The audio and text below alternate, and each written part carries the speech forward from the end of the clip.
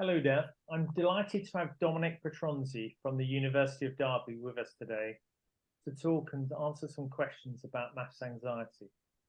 This is for the Maths Anxiety Awareness Day, which is going to be on Thursday, the 10th of November, and actually will be on that day in preceding years too. So welcome, Dom. Thank you for having me. So we've got a number of questions today. So the first question I want to ask you is, can you tell us a little bit about yourself and about your work, please? Sure. So I'm currently a lecturer in psychology at the University of Derby with a focus on psychology and education and social and developmental psychology on our online BSc and MSc programs. My research area is maths anxiety, and I began researching this in my final year as an undergraduate, and I continued through to my PhD where I explored the origins of maths anxiety and found that the underlying factors that can negatively influence the maths experiences of adult populations are actually also experienced by children aged 4 to 7 years. And this suggested a much earlier onset than had previously been considered. And the main outcome of that work was the development of the Children's Maths Anxiety Scale UK, or the CMAS UK for short, which was a valid and reliable assessment scale that can help educators in measuring and identifying signs of maths anxiety in their pupils. I also author a series of children's research informed books called Whoopsie Doodle Little Noodle. And one of those is actually based on addressing maths anxiety by applying our findings in a format that is directly relevant to practitioners, parents, and children as well. And alongside colleagues, we've actually recently used this storybook approach in a qualitative study to explore children's engagement with that resource, but to primarily promote emotion regulation in maths and essentially just to try and normalize maths talk and opportunities for this. I also deliver training sessions and also supervise students with a keen interest in this area. Thank you, Don. That sounds amazing. Can you tell us what is maths anxiety? So, maths anxiety has become the label for those tense and anxious feelings that many people can relate to when working with numbers and solving maths problems, whether that's in day to day life or in an educational setting. Given what we know about the impact of maths anxiety, it is accepted as a performance based anxiety. So, it's linked to physiological arousal. So, a person may experience, for example, sweaty palms or increased heart rate. And maths anxiety is also linked to negative thoughts, and these might be worrying about failing or perhaps concern about being negatively judged. And these act as a distraction for someone so that they have less cognitive capacity to devote to the maths task. So maths anxiety can place a person in a cognitively passive state and particularly impacts those who might already be struggling with the subject. We also typically see avoidance behaviors in those that are experiencing maths anxiety. So perhaps walking out of a classroom or becoming disruptive, which can contribute to lower attainment. And then the experience of failure in maths can promote further avoidance. And a person can become stuck in a negative cycle. And that may even lead to something labeled as no attempt error, whereby a person actively chooses to not do the maths, which can also almost be seen as a form of self-preservation. And procrastination and avoidance can actually become a habit across other subjects as well. Research in the area of maths anxiety has shown that the impact of maths anxiety, for example, um, some people with higher maths anxiety show a neural threat response, which reflects pain and fear when they are simply shown numbers or even a maths problem. And interestingly, maths anxiety is also viewed more as an emotional problem rather than an intellectual deficit. And research backs this up. For example, work has shown that the amygdala in the brain, which processes emotions, is much more activated for those with higher maths anxiety in comparison to those with lower maths anxiety. And because of such findings, work in this area has become more focused on strategies that might alleviate some maths anxiety, which may then lead to improved attainment through, for example, more engagement with maths. And in light of this, it's also important for us to break down the term maths anxiety and consider components of this. And really focus on what it is about maths that we're trying to support. So, are we trying to encourage more self-belief in the subject, or promote the value of the subject and its wider application, or even just trying to address motivation surrounding learning maths? So, from this, we can really begin to appreciate the complexity of this anxiety and how it is underpinned by many interacting factors. And we also know that the relationship between maths anxiety and performance is bidirectional, meaning that lower performance can lead to maths anxiety, and having some anxiety in maths can also lead to lower performance. So it works in both directions. And how widespread is it? Maths anxiety is a pervasive global issue and is widely reported in studies across many societies around the world.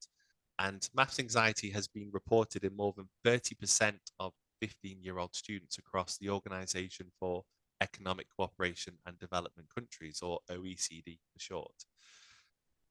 There continues to be widespread underachievement in the subject, and previous UK government statistics have indicated that half of the English population only have primary school math skills. And in 2021, Ofsted acknowledged that a wide attainment gap exists between the lowest and the highest achievers, and also disadvantaged and advantaged students in maths. We can also refer to statistics from 2019, where of 180,000 students that resat their GCSE maths exam, only 20% passed. And we know that maths anxiety can be a key consideration for many that can prevent further study or work involving maths, and can therefore steer pupils away from certain careers and opportunities. And it's thought that maths anxiety is linked to lower interest in science, technology, engineering, and mathematics, or STEM related careers. And if we briefly consider the start of formal education, research has suggested that children start school with inherently positive attitudes towards maths, but that the early classroom experiences, combined with other underlying factors, can place some children on a trajectory towards maths anxiety. There is also longitudinal evidence to suggest that early poor maths performance can lead to the development of maths anxiety. And while it may be somewhat general to begin with, that can develop to become much more specific in terms of certain concepts. So, for example, someone may be comfortable with multiplication, but experience a greater anxious response when doing algebra. So it's important to be mindful of the specificity of maths anxiety as well. But to summarize, maths anxiety is a very prevalent and a very complex issue. How can we prevent maths anxiety from starting in the first place? Yeah. It's first important to note that in the early years of education, maths anxiety can be quite subtle and perhaps difficult to spot in some children. And the telltale signs would be perhaps behavioral, such as avoidance, or it may be much clearer through extreme emotional responses to maths, such as crying. However, there are many underlying factors linked to maths anxiety, and having an awareness of just some of those can be a start to limiting its development. For example, findings from a 2022 study have suggested that frequent maths homework is associated with higher maths anxiety. And it's also understood that maths anxiety and negative maths attitudes can be transferred to children, perhaps by dismissing the importance of the subject or discussing our own difficult experiences in front of children. Crucially, research tells us that student perceptions of educator competency is a key predictor of student maths confidence. We can also limit maths anxiety by being aware of the possible embarrassment and the perceived negative peer evaluation in the classroom that some will experience if they're asked a question about maths in front of others that they can't answer. Children can also lose interest in the subject if they struggle to see the wider application of the subject. So we can try to provide some real world examples of maths being important. And similarly, we should aim to avoid dismissive feedback and place much more focus on time to discuss and to reflect with a teacher, as well as using exploration based games as well, just to enhance the fun factor for students. Adding to this, the Education Endowment Foundation advises the use of, for example, storybooks that allow for follow-up discussions and activities with students. to focus on the experiences of the characters and to link these to their own emotions. As I mentioned, we've actually just completed a research report in which we used our own maths anxiety storybooking research, and from discussions with children, we noted more positive outlook on maths at the end of the story. We might also encourage the use of a reflective journal, for example, to remind children of previous successes in the subject, or at times ask children to describe a question in their own words to allow educators to have a better sense of their understanding and where perhaps there might be confusion or any misunderstanding.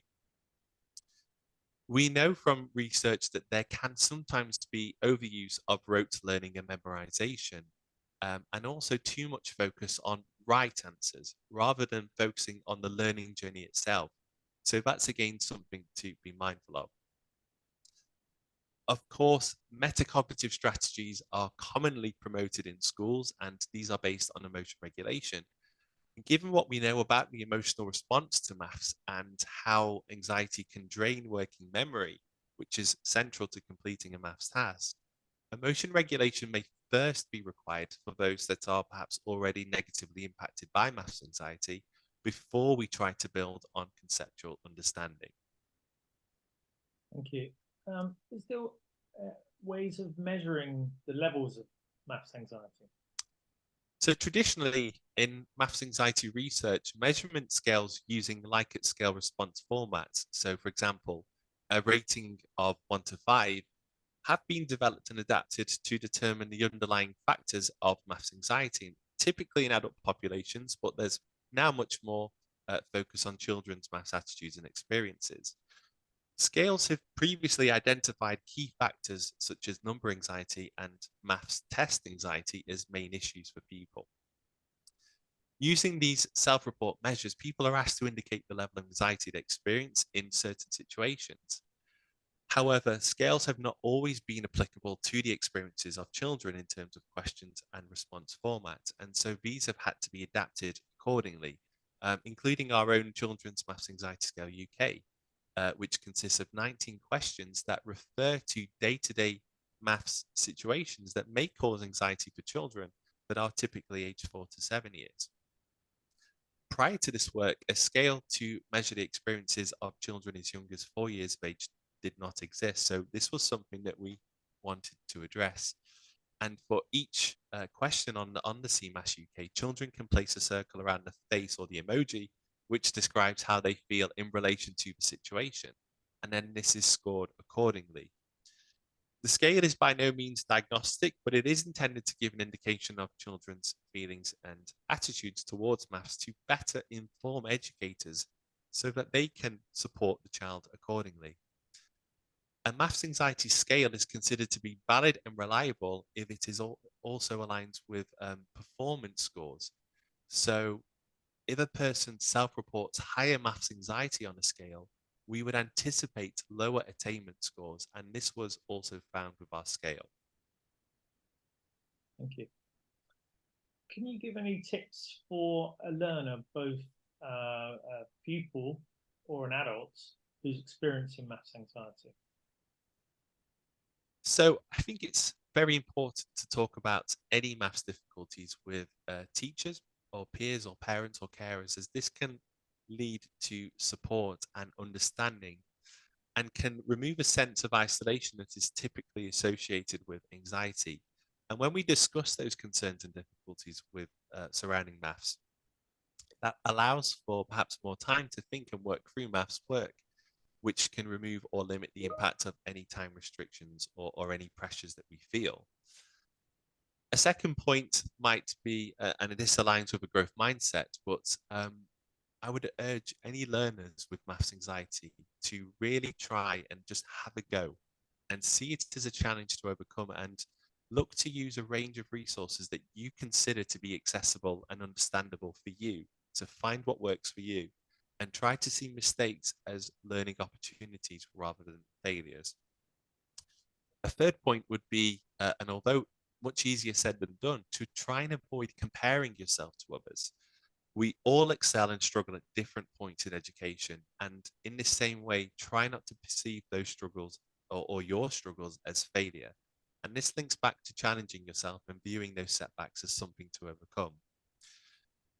Also, perhaps keeping a journal of your progress, your success, and your difficulties can be a useful way to track and manage your own learning, and can also be a reminder for clear learning targets and your previous successes, which can be especially important at times when we are perhaps struggling a little more. The next point would be learning and applying maths concepts. These are like building blocks, and so setting yourself manageable and achievable targets works well here. To be able to do more advanced maths typically requires us to have those more foundational knowledge in place. So make these small building blocks your smaller and achievable goals. And don't forget to use resources here to help with your concrete understanding as well. Thank you. Can you provide any tips for teachers or parents that might help with the maths anxiety? Many adults can recall difficult maths experiences, perhaps that are framed around their time in school. However, try to move forward from these and develop a new relationship with maths. If you return to learning maths as an adult, you may sometimes surprise yourself with just how much you know. And this links to reappraisal, whereby we can try to change our outlook from, for example, I can't do maths or I could never do maths to I may have struggled before, but I can still develop my math skills now. And in this same way, parents can aim to support their children with their maths work and view this as a shared activity and a learning journey together, which can promote the fun of learning maths as well. And following on from this, utilize free online resources and perhaps have a clear idea in mind of areas to focus on for development. So, for example, working out percentages is particularly useful in day-to-day life. And with consideration for teachers, perhaps look to sign up for maths enhancement courses or training, and even utilize the experience and knowledge of other teachers and share and compare best practice or strategies for using and teaching different mathematical concepts.